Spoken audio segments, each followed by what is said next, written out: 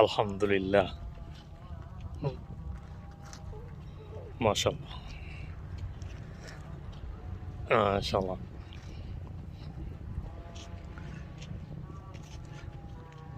বন্ধুরা, আরবের মরুভূমিতে উট চড়ার যে মানে ফিলিংস, এই ফিলিংসটা আসলে উট চড়লে মানে বোঝা যায় আসলে যে আগের যুগে মানুষ কীভাবে চলাফেরা করতেন উটের মাধ্যমে।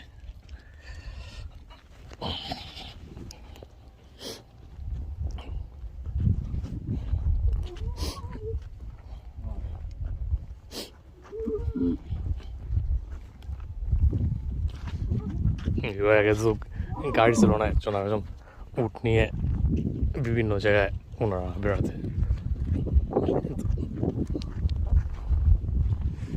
এটা বেশ চ্যালেঞ্জিং জব, যারা মানে প্রথমবারের মতন উট চড়ছেন।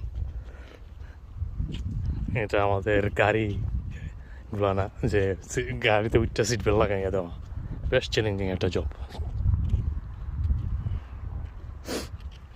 তারপর এই যে মরুভূমিতে গরমের ভিতর দিয়ে মানুষ শত মাইল উঠে